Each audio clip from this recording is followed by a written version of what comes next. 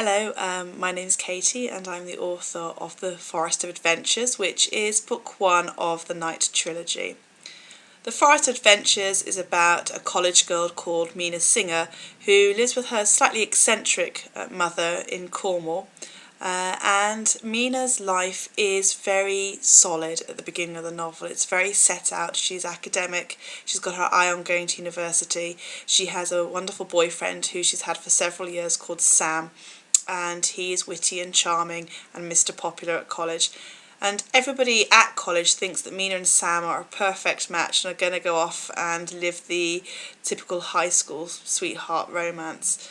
And so does Mina to a certain extent, but that is until the arrival of a rather dashing and handsome young man called Blake Belvedere, who has a very dark and mysterious side to him, which Mina finds particularly attractive.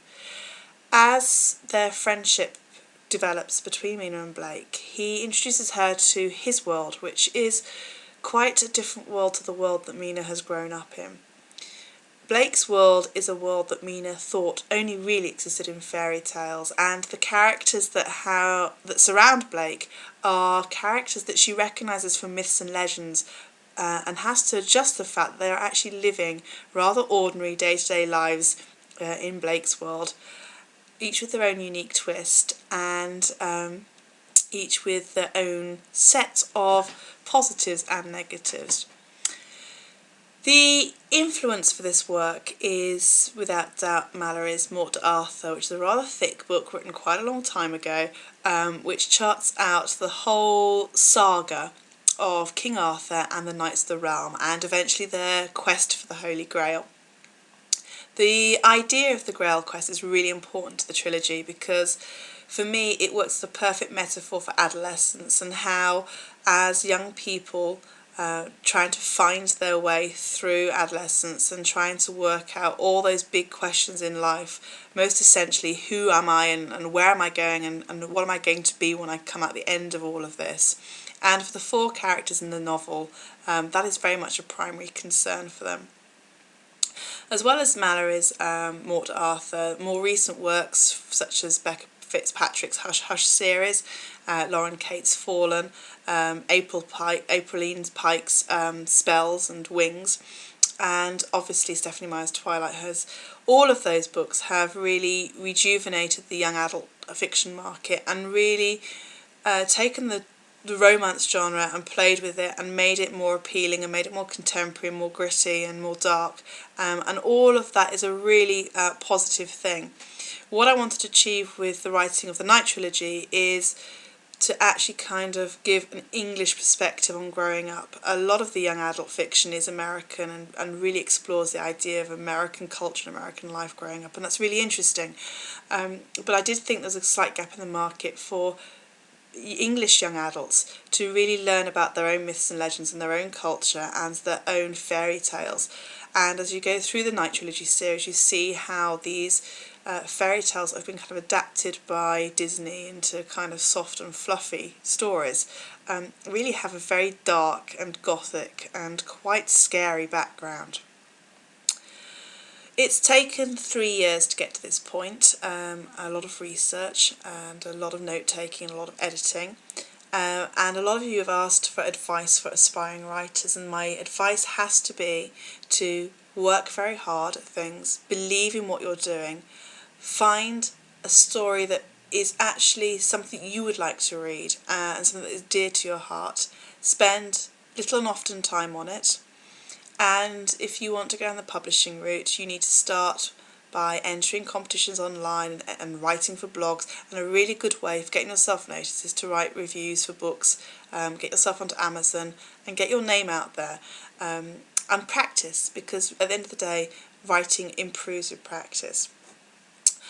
Some of you have asked me what happens when a bad review comes in, and to be very honest, it really hurts.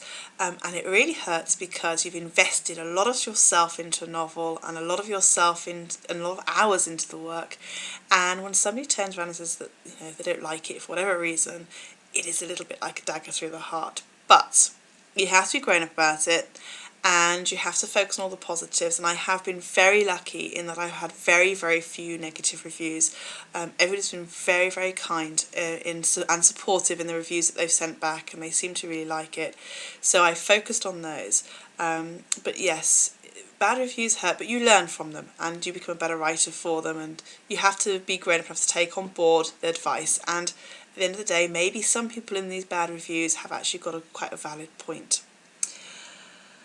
The question that comes up in nearly every question and answer is, what is my favourite book? And I think I'm beginning to get to the point where I can definitively say my favourite book is George Orwell's 1984.